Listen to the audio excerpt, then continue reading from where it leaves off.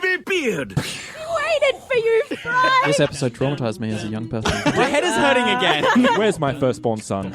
God does not care about me masturbating. Your singing is bad and you should feel bad. First get out into the bus, so you're like, oh no! Yeah, I don't like myself becoming the protagonist of this podcast. You've been in Yeah, because you haven't learned anything. Shut up and take my podcast.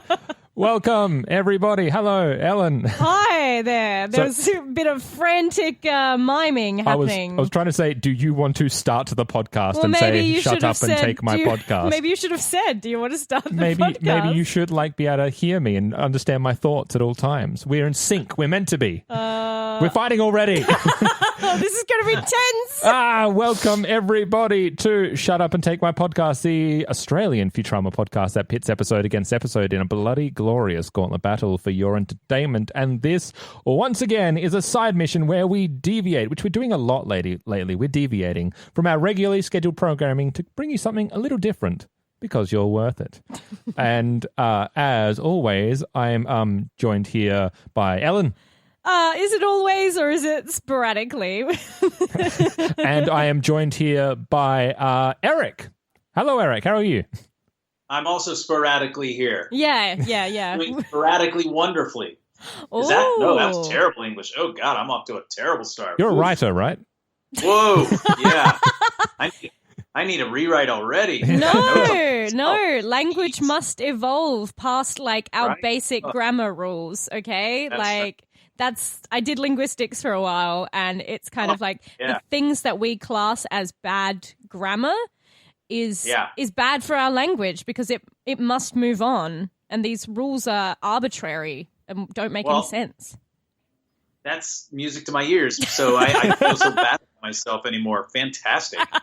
So you say whatever you want on this podcast, essentially. Fantastic. Great. I'm going to Zollberg it up over here. Lovely. You're going to throw it back to me? Oh, yeah, we're also joined by Sean. This is why we fight. Ellen. We also need more females on this Australian podcast. Eric, is your wife free by any chance? Oh, she's actually at Taekwondo Damn it. with the 6-year-old that I spoke of. So, yes. She's fighting? Not around. Is she fighting your 6-year-old? That doesn't sound right. Yes, that is exactly right. Oh, no. It's a blood match to the death between the two of them right now. It's to get him to eat his dinner, most likely. So, yeah. Yeah. Who's your money on? He's pretty good at Taekwondo. I'm going to take him. She's fighting because she's an Australian. So, you guys are tough. I don't mess with Australians, man. I know better. Yeah. Yeah, I should also mention that's why I mentioned Eric's wife. It wasn't just a weird comment. She's Australian. There you go. We got there in the end. Yeah, you're like, hey, so how's your wife there, buddy? Wife around? We'd love to talk to her too. For those of you that may not be aware, we are talking to former writer of Futurama, Mr. Eric Rogers, whose wife is Australian, which I brought up now. Yes. There you go. And Eric, you actually you've done two things that are brand new to Shut Up, which is number one, you're the first writer to be interviewed. Stephen hasn't had his own interview yet, so take that, Stephen Sandoval. And also Stephen's a director, so I'm completely wrong anyway. Take that, Josh Weinstein. There we go. This, I mentioned I'm on 3 hours sleep, and you're seeing what that does for the podcast. Yeah. But also, Eric, you're the first writer to come on that had a credit on the original run of Futurama. Yes, yeah. I have a really great story for when you guys want to hear how I got in with that gang. About how it all started. Yeah, so brilliant. It's been really super cool to be part of the original run and then this resurrected Comedy Central, 2009 or 2010 through 2013 run, I guess it was. Yes. So, yeah. Yes. Well, what I'll do is, first of all, I'll give Eric the introduction he deserves. So he is a WGA award-nominated writer. He has worked on such shows as Teen Titans Go, NYPD Blue, Lie to Me, and Skylanders Academy. For Futurama, he's written episodes including Anthology of Interest, The Silence of the Clamps, and Naturama. And also, he is the first person to respond to a text message to me with an Adventure Time GIF, and I'm all there for it. It is Eric Rogers. We've got weird benchmarks for all of the people that we interview. Well, Eric, what I'll do is before we get onto Futurama, we'll start at the very beginning, as we always do. Conception. Where and when? No. Basically, what I was really interested in is, I know that what you talked about in other interviews is you talked about your inspiration, or one of your writing inspirations, being Stephen King. But more kind of previous to that, has writing been something that you really delved into growing up? How did you find that writing was something that you were interested in, that you enjoyed, and that you had a knack for it? Yeah, well, I've been very lucky because, I was a kid who could entertain myself for hours playing with like my G.I. Joes and my Transformers and the He-Man figures and all that. And I would tell little stories then, and, as a 7-8-year-old, with, my action figures. And, I was always apparent to, especially my mom, that, my imagination kind of was bananas, and that I could storytell, but as I got older, I got into high school, and this is the real benchmark moment, for when I knew that writing was my thing. I was a sophomore in high school, which is for you, the Australians, year 10. Thank you. Thank you so much. Yes, you are correct. Nailed it. Boom. But yeah, so I'm 15, 16 years old, and I'm in this English course, and the teacher asks everyone to go home and write a 7-page fictional story, only 7 pages, and double space and all that good stuff. So not really a lot of story content, but that's all he wanted. And I went home that night, and I ended up writing a 50-page Die Hard knockoff. Oh, wow! It was a really dumb and weird and crazy espionage, but like spy thriller, but with like an average Joe in the middle of the nonsense type deal. So I just wrote until the story was done, right? So I turn this thing in. And a couple days later, the teacher is handing stuff back to everyone, but he doesn't give me mine, and he just asks me to see him after class. And I'm a people pleaser growing up. I'm this kid who never wants, I never wanted attention. I never want to be on anyone's bad side. So the teacher asking me to stay after class, I'm like, oh, I'm in deep shit here. So. So I stay after class and see him, and he has my 50-page opus in his hand, and he goes, I had never had a student write anything like this before. Aww. And I'm like, oh, here comes the hammer. He's going to drop it. And he was like, this is really, really great. I'm giving you an A, even though you totally did not do the assignment that I asked you to do, but I'm giving you an A because this is just, I'm not trying to pat myself on the back here, but he was just blown away by what I had done. Yeah. So, and after he hands me back this wad of paper, he says, I think you've got something, and I really think you should keep going with this, and I want to help you nurture it. So, long story short, I got lucky. I said I was lucky at the beginning of this little piece. I was lucky in the sense that I had a teacher who saw something in me and then started to help me nurture that and gave me confidence to continue following that passion. So that's where it all started, really, is early in high school. And then from there, I just, I kept writing and writing and writing, and didn't know television was even a thing that you could do until my senior year of high school. I had a chance encounter with the daughter of my mom's boss. So my mom's boss was retiring he was a salesman at some pharmaceutical company. My mom was a secretary for him. We go to this retirement party, and I meet his daughter. And was that Anne Donahue? Anne Donahue, that's right. What? And Anne introduces herself to me, and she tells me what she does for a living, and I'm like, TV writer, what? Like, these things are written? You guys get to sit and write comedies and dramas? Like, I'd never thought about it. It just was something like in my dumb young brain that I never put two and two together, that there are people sitting in a room and concocting scripts, And so when she explains to me what she does, I'm like, that is amazing. And how do I get some of that?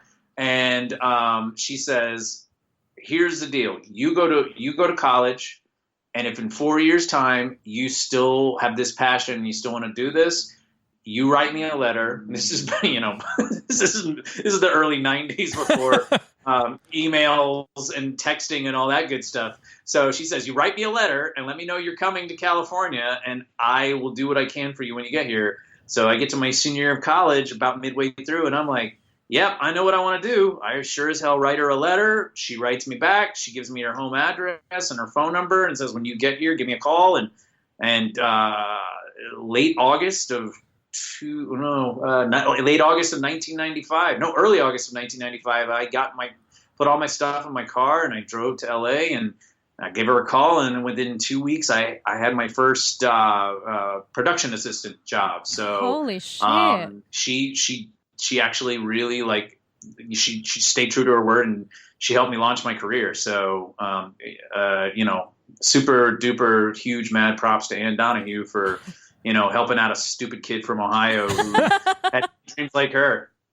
But it doesn't, I know that you've said you're lucky, but I don't think half of it is just finding the right people, but clearly you had a passion, right? And so that kind of shows through. And that passion, does it come when you make a story? Do you kind of go through the characters, or do you kind of go through the setting? I know really good, I'm kind of one who I like to go by the themes and whatever, but to jump in with pre-existing characters, that must be its own little kind of thing where you want to progress those characters. Yeah, it kind of feels like it's different from project to project. There are definitely things you come aboard on, say, you're a writer on Futurama, and obviously David and Matt had created this world, and it's your job as a writer to come in there and really as quickly as possible get on the same page with them to be able to bring those characters to life in every episode, or every day in a writer's room, but with my own stuff, and I've learned this, but trial and error over the year, over the years I should say, you really do, even if you have a super cool setting, a super cool world you're trying to write in, and the themes of the thing are strong, you gotta have fantastic characters that people want to spend time with, that. If there's one thing I always tell young writers or anyone who's trying to crack this business, on the writer side especially, it's you got to come up with characters that people want to spend an hour or a half an hour or an entire weekend binging on Netflix with. It's so, because everybody's coming up with the cool high concept arenas to tell their stories in, but what separates the cream from the cream of the crop are the people that know how to create these characters that just pop and connect to people and make them want to give up their free time to live in their worlds. So that is, it's not easy. Saying it is so much easier than sitting here in front of a laptop and trying to make it happen every day or, whatever. So it's, but that's the key. I mean, we watch Friends not because it's a show about, 6 people hanging out in New York City. We watch Friends because we really like those 6 people and watch every week and their connections to each other. So, it's a dance for sure. Mm. So for you then, because you're obviously wanting to be a writer and give this whole writing for television a crack. You first worked on Murder One, and that was as a production assistant. Yeah. And then you jumped over to I'm pretty sure soon after you started working on dramas like NYPD Blue as a script coordinator. So, I mean, are these all springboards that you had just to kind of get used to the idea of TV and what goes into that before you'd start to write your own script? Or, and I mean, what was that process like working on these kind of established shows in different roles? You're right.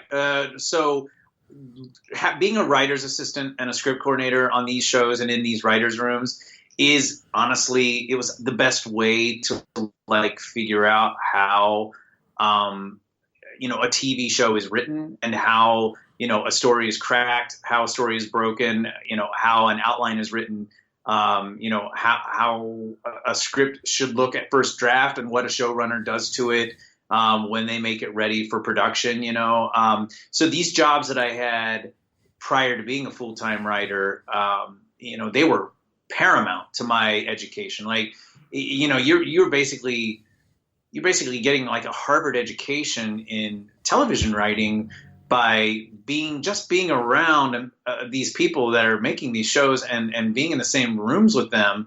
Ellen, I know you were talking about hard work and passion and all that is key to this stuff. But I mean, I got lucky in the sense that, my first experience with television dramas was Stephen freaking Bochco, so I'm sitting there at 22, 23, 24 years old, not knowing my ass from my elbow, but watching how, high quality award-winning dramas are crafted every day, and like, I wish I could go back in time and tell myself to pay attention more because, you're just trying to do your job and get a paycheck and get through the day. But holy moly, I was just surrounded by so much talent and so much brilliance. And then to go from that and then end up with Matt Groening and David Cohen, and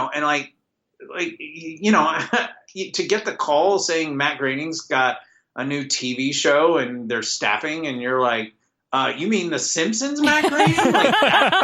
No, we mean the other Matt Groening.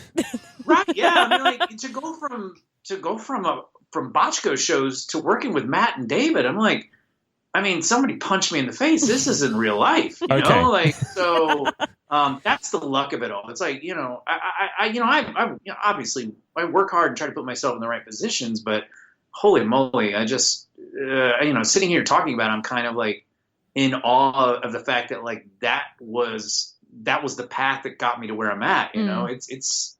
It's crazy good and bizarre, and I got to remind myself every now and then, like, that's legit awesome. Yeah, it's crazy to think of, like, yourself, like you said, around 22, 23, at such a formative time in your life.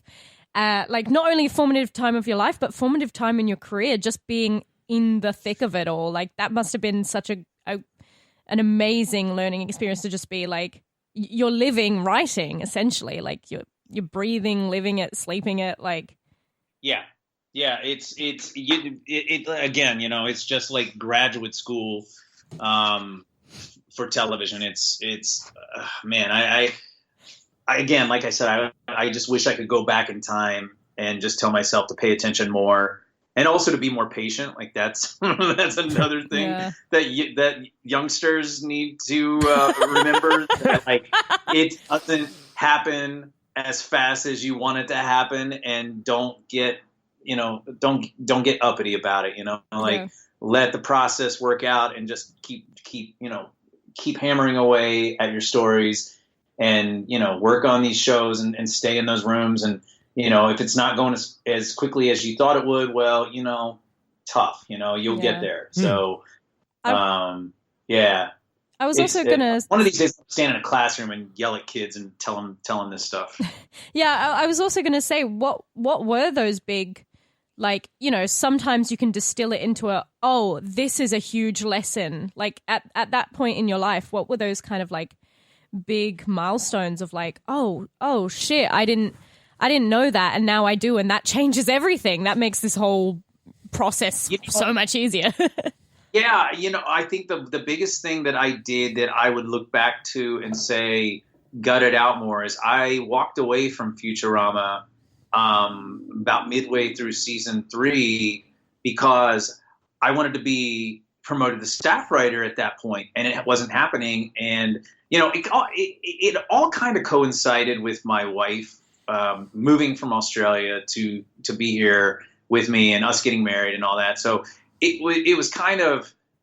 was a lot of me and her going, okay, let's take some time for ourselves. And, because we had a long distance relationship, and we wanted to really, cement what we knew was going to be our life together, but like step away from the job at Futurama, because it was grueling and grinding. I mean, I was, this first couple seasons of the show, we were in the writer's room, the first season we were in the room 6 days a week, sometimes 15 hours a day. Oof. I remember there was one stretch in season 1 where we worked 36 days in a row without a break. And I got, and I was the only writer's assistant, that's not common on any show. They had just could not find another writer's assistant that they liked to bring on. So, and you were involved in every episode of the first season as an assistant, weren't you? You were there for the whole year. Yeah, essentially oh my God. that. Yeah, and I got deathly ill at a certain point. The nastiest cold of all time. But I had to keep coming in and sitting at the computer and grinding through it, because these guys, they needed me. So, that whole story aside, midway through season 3, I got my feelings hurt that I wasn't promoted yet. And also I had this life change with my wife coming into the picture. And so I talked to David, and I said, I'm going to step away and do something different for a little bit.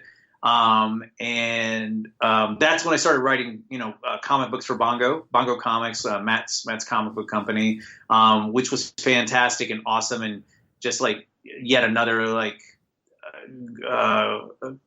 hallmark moment of learning how to be a writer, and, just keep grinding and telling stories. But I wish my biggest regret, I think, in my career is just not gutting it out that third season and staying with the show and knowing things were going to work out. Like that's the one thing middle-aged Eric would tell young Eric, is that just keep doing your thing, dude, because, eventually it panned out.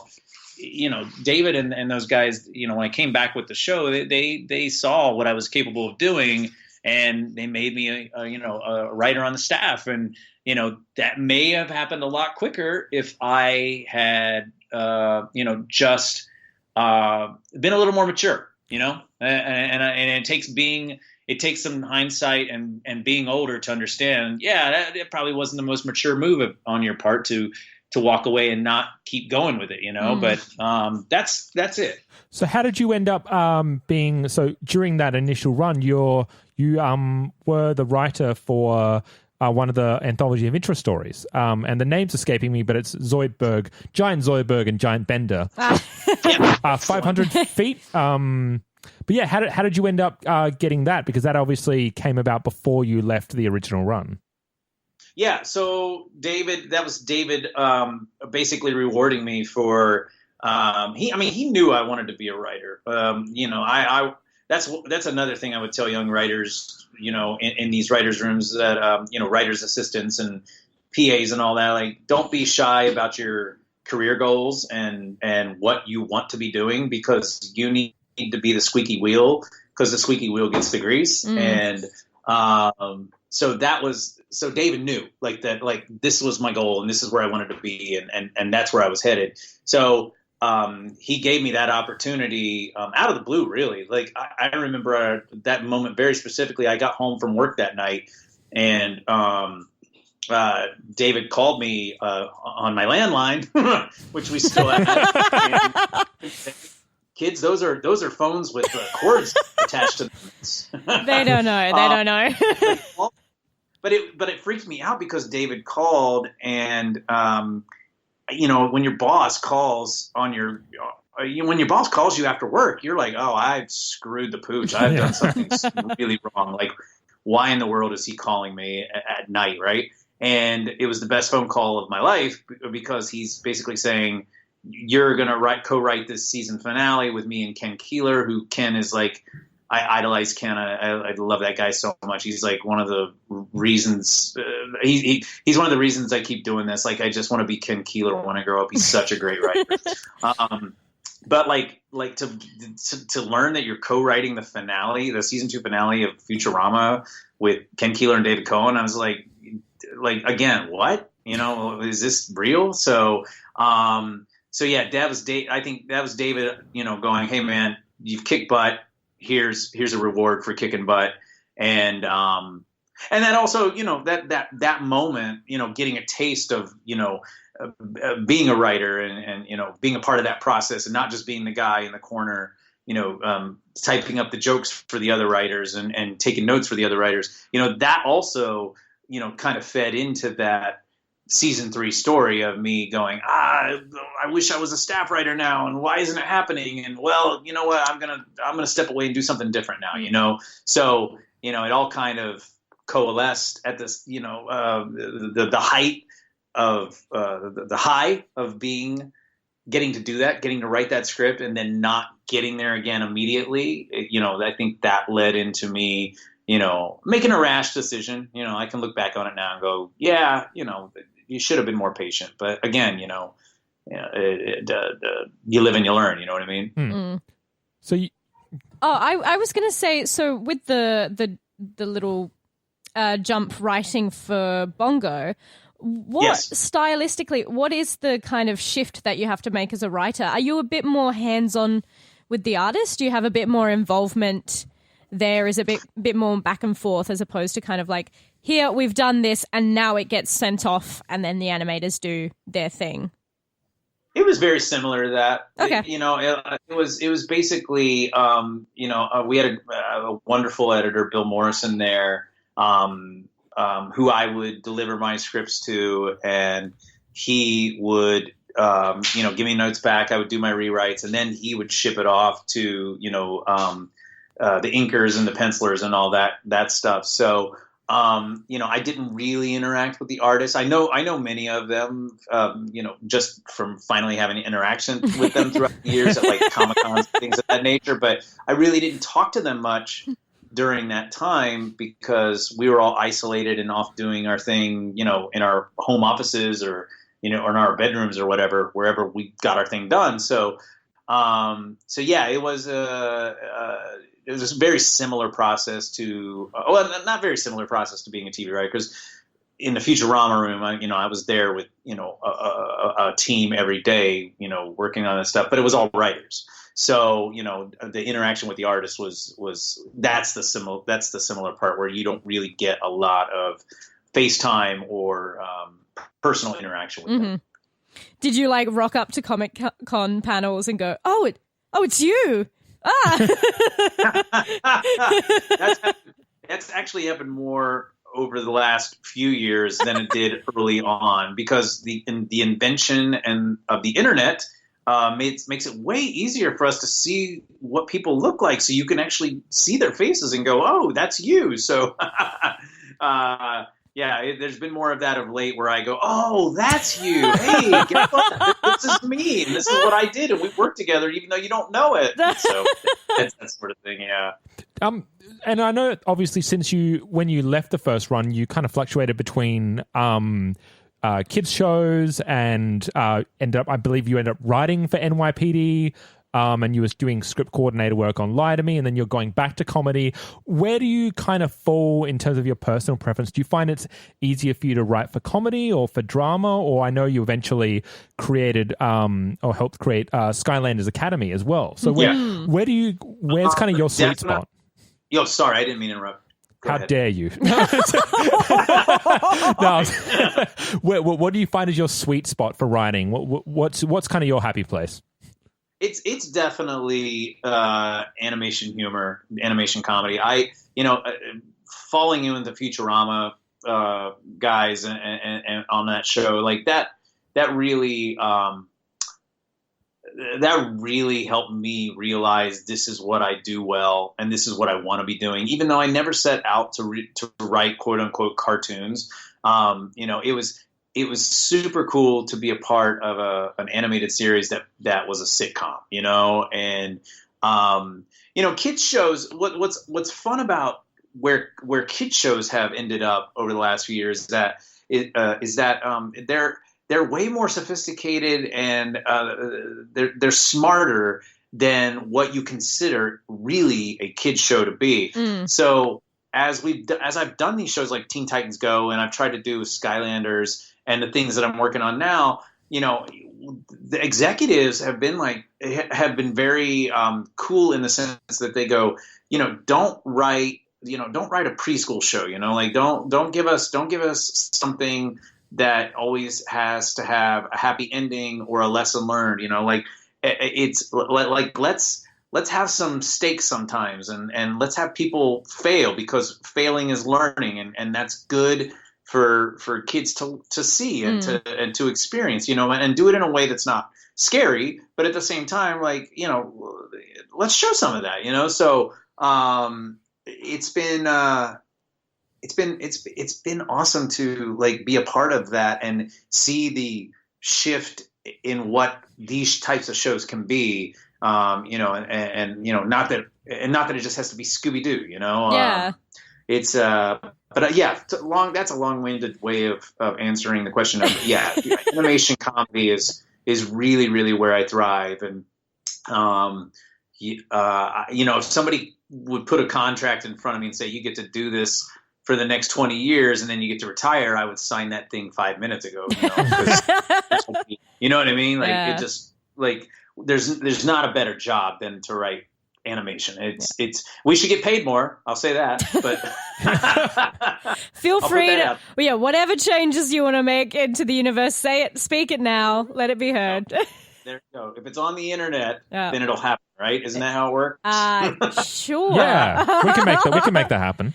Yeah, great. I think you are right, though. I mean, most of the animation I watch are children's shows, but there's been a definite shift in the way that they tackle characters. I think the characters are a lot more truthful than as opposed to kind of you go for what might sell a toy maybe in the past and kind of so you do really well in the character design, but then they're kind of one-dimensional, or they must return to the status quo by the end of the episode. But I think a lot of shows are now pushing no, characters can change and adapt, or maybe they will end up back at the status quo, but the arc they're going to have in that one episode is going to be a lot more complex, and there's a lot of gray areas.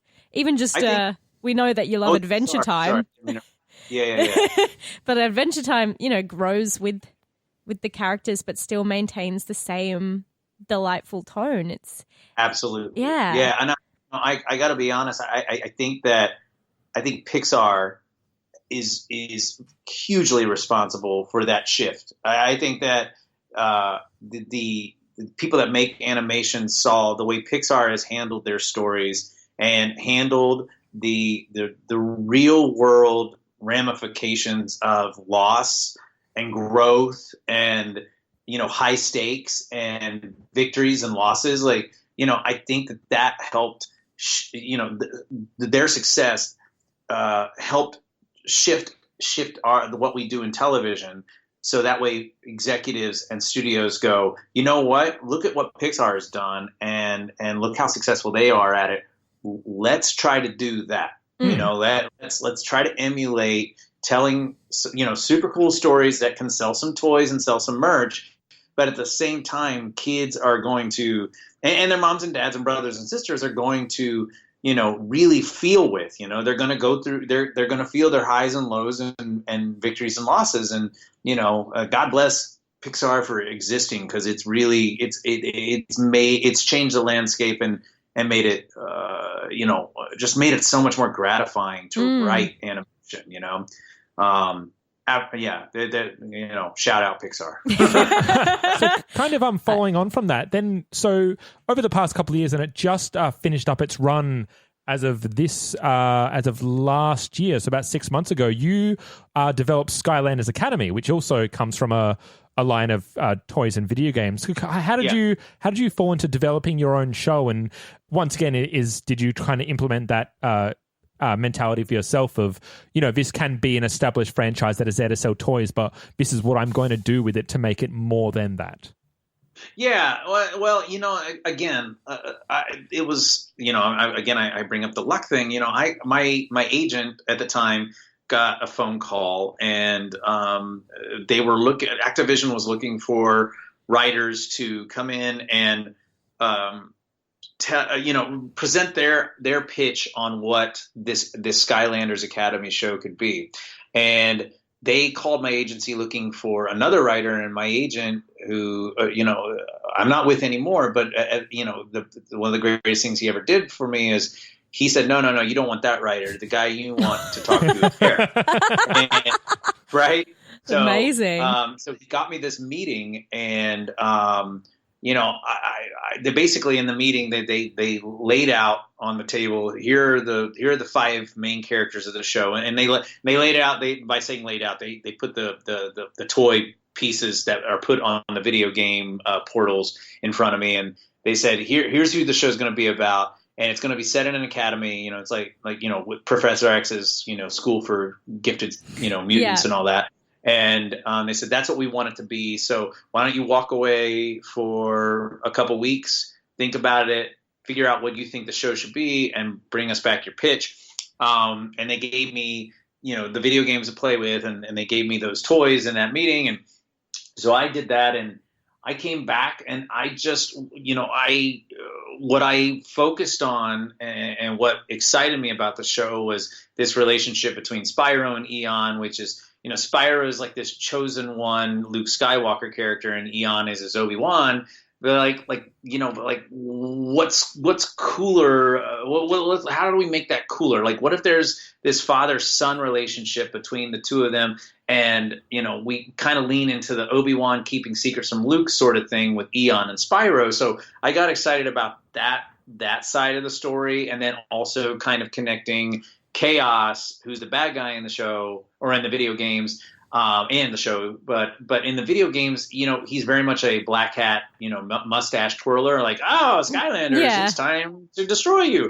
And I that didn't excite me. But I wanted to dive deeper into, why does this guy hate them so much? Why does he always want to bring them down? What is his obsession with Spyro? So I wanted to, I just kind of thought more about, like, what are the characters' motivations, and what do they want at the end of the day, and how do they all connect to each other, and that's what I brought back into the pitch, and kind of the way I'm talking to you guys right now. I was just very excited and all over the place, and like, I think this guy does this, and Eruptor's this, and Chaos has mommy issues, and Snowdove is going to do this, and so I basically just like spewed for a half an hour. And then, lo and behold, they said, "Yeah, that sounds awesome. You're the guy." So amazing.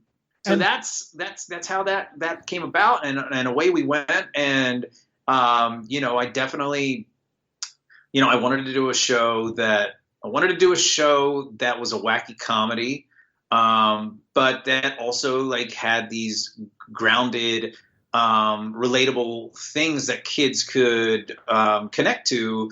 As far as like, parental relationships, and, why we're good and why we're bad, and why we do the things we do in life, and, what do we want to be when we grow up, and that sort of thing. So, that's the genesis of where that all came from. Yeah. And at what point during the process did you utter the words, "I am going to voice Crash Bandicoot"? I was just about to say that. Damn it. So apologies to Australian friends, because my accent on the show is just taking a beating. So I'm going to put that out there first. So yeah, I tried my best. Everyone, please don't hate me. I'm sure your wife knows though. Like, I think Australia's given up on having representation. Well, of having people who are not Australians do Australian accents. Because I mean, I was watching Pacific Rim for whatever time last night, and like I love to do the accent along with the Australian characters, because it sure as hell ain't Australian where I go, I like my life. Right. So here's the story with that. So we were deep into production with these Crash Bandicoot shows, and I had done what we call scratch track in the industry, where basically you lay down temporary recording, so that way you can give the animators in the animation studio, a locked record of the entire episode, so they know how to time it, they know how to board it. They can keep going with what they need to do on the production side, right? So I actually performed the scratch track as an Australian, because Bandicoots are Australian, and honestly, like that's where my head was with it. I was like, yeah, extreme rescue and all that junk. So I'm sitting here doing it like that, and so we get to we're not, and the executives aren't sold on whether we're going to stunt cast this, right? I had pushed very hard to get an established Australian to do this role. Get one of the Hemsworth brothers. I really wanted it to be somebody who was authentically Australian, because I know how the internet works. Especially from a character that has never been voiced before. Yeah. Yeah. And I'm like, I've acted before, but, and I feel like I did a fine job on the acting side of it, but I knew what was going to be zeroed in on was, it's an American doing an Australian accent, right? So, and I know your ears are probably melting right now at me doing that, but I honestly think we love it. To be honest, like I don't know an Australian who doesn't fucking love the Bart versus Australia episode. It's great, even though they're clearly like trying for a New Zealand accent and a bit of South African. Yeah, it's an emergency. Right. Like we love that shit. We hate ourselves as Australians. We do not. Like, had you done this entire episode in your Crash Bandicoot voice, we would have been all there for it. Yeah. Also, please appreciate the fact that when you said Bandicoots are Australian, Sean immediately Googled Bandicoot. I've just got about 20 images of Bandicoots that we're staring at the moment. Right. So long story short, we get to the animatic viewing of this episode, and my scratch track is still in there of me going, "Oh, g'day," and all that, right? And so one of the executives turns and goes, "Who's doing that voice?" And I was like, "Well, that's me." And she's like, "Well, you should be Crash." And I'm like, "No, that's a terrible idea." And she was like, no, seriously, we're all behind it. You do Crash. And I'm like, are you sure? I'm going to try to talk you out of this right now. Yeah. Please just, and I had a list of names too, of very, I won't even waste your time saying who I wanted, but like, it was all a bunch of established people. And I was like, let's go after these guys. And they were like, no, you do it. And by the way, this wasn't a money-saving issue. Everybody got paid the same. There was a favorization. So it wasn't like I was saving them money, right? Yeah. So all by way of saying, finally, I was like, okay, great. You know what? I'll have fun with this, and I'm going to do it, and it's going to be cool, and I get to do 2 episodes, and hopefully the world doesn't hate me after this. And I guess the world doesn't, but at the same time, lo and behold, I did look at comments, and I did on Twitter. I did occasionally get the "you suck, dude." They'll always say that, though. But did you have fun? Oh, sorry. Go ahead. Did you have fun as Crash?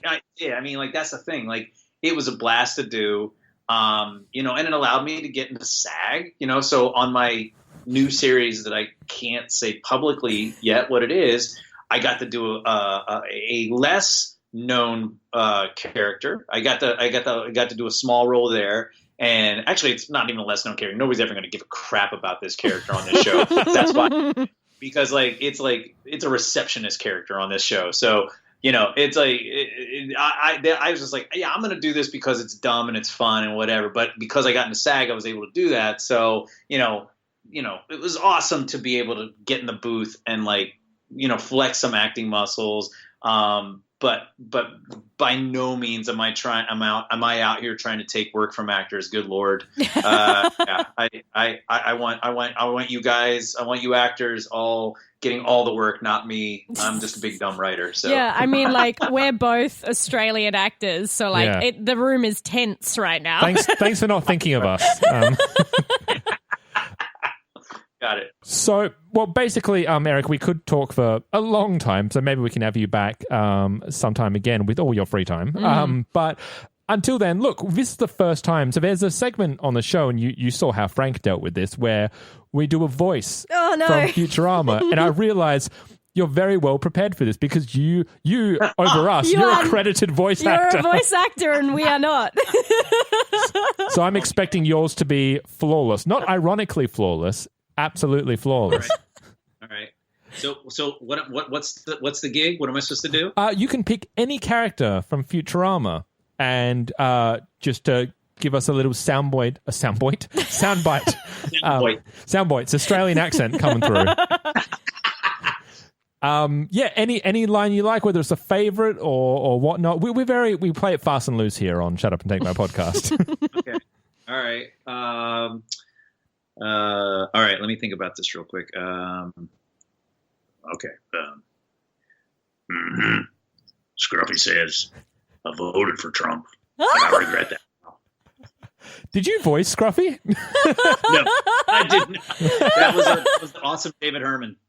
That was really good. That was great. Fuck. Now I have to do a lesser than version. Oh, are we all doing Scruffy yeah. now? Well, we don't. Fuck. Well, we could. Oh, that'd be great. Let's pair them up, and people can comment on who's better. The now SAG accredited voice actor Eric Rogers, or literal nobodies, us. Yeah. All right. Literal no. Come on, guys. Oh, thank you. Thank you. It Well, will be shit though, so you'll regret that. This will be my Scruffy. Wash bucket. You better leave. You better leave before I tell you to come back. I'm paraphrasing, but that was the intention of a line. That's pretty good. He sounds like an outlaw. Hey. I don't remember any Scruffy. Anytime we get to this segment, any lines just immediately go out of my head. So I don't know. I'm just gonna do like a little. Life is meaningless. Scruffy says. Nihilism is the way to go. I don't know. It went southern. Damn it. Eric, you win. Like, you emphatically win. Are you happy now? This is fun. This is a really fun podcast. I like this. Aww. Is there anything, as we're wrapping up, that you would like to spruik that you are legally allowed to spruik? Oh, gosh. What am I allowed to legally talk about? No, I think I'm in this limbo right now where I've been working on 2 series, both of which, they're not officially announced. So if people go to my Instagram, which is erodshots, which is EROGSHOTS, and you want to like scroll through, like a stalker, scroll through my pictures, you will see a phenomenal voice cast that I keep posing with in pictures there, and that cast is part of one of the shows that I am responsible for coming out soon. That show I'm an executive producer and showrunner for. The other show I'm a supervising producer and writer for. So if you want to go and stalk my Instagram and you see some famous voice actors and just some famous actors with me like mugging it up with them, that is the series I can't talk about, and there are some super super duper cool people involved with that I tease the internet with these images and saying I had blah blah blah my new series today, and it's so awesome, and I can't say anything else, but look how great this guy is or this gal is, and lucky me. And so that's all I can really do with this damn show right now. The fact that you can't say anything makes it more mysterious and enticing. I know, right? You can and it's one of those things too where I'm deep in post production on this series where I'm looking at animatics and animation, and we have season 1 completely locked and done, and we're well into season 2. And every time I see an episode that just blows me away and makes my heart swell with pride that we're doing this show. I just want to jump on Twitter and go, this is what we're doing. But I can't do that because the studio gods that be will take away my son. So I like him. I don't want him to go anywhere. So it's nice that you like your son. I just practice patience, and I know that one of these days soon these things will be known, and then I can come back here and talk to you guys and say all the things I can't say right now. So it's the lesson that you wanted to learn as a young creative. You just have to be patient. No, you're absolutely right. Oh my God. You're absolutely right. Your whole life has come full circle. Yeah.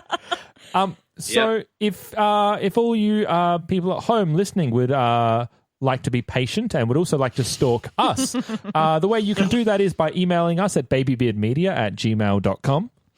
We are also on all the social medias, Facebook, Twitter, Instagram, where you can see a live stream of us sitting down now. But we also do polls. Get on all of those things and interact with us because we really love hearing from you. And you might end up in an episode or two. We also have a few other projects coming up that are exciting and we're raring to go, which maybe by this time we'll start to be bleeding a bit of the information out about. Possibly. But otherwise, if you'd like to join us next week, we will be focusing on an episode that I believe Eric Rogers was an assistant to the writers for, which is Overclockwise. Oh. Yes. That's right. There we go. Sean's done his work here. Lovely. And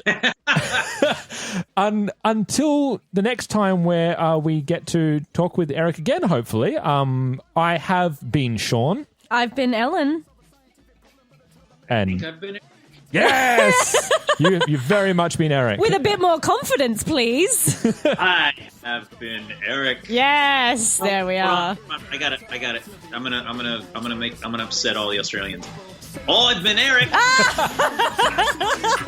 Where'd Eric go? Can you bring him back? Know. Who's that Aussie bloke though? I bet he's a Hemsworth.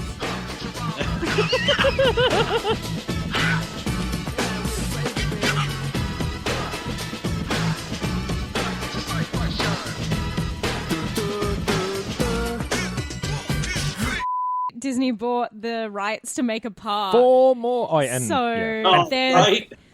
You can enter the world of Avatar. I think it's Pandora Land is the park.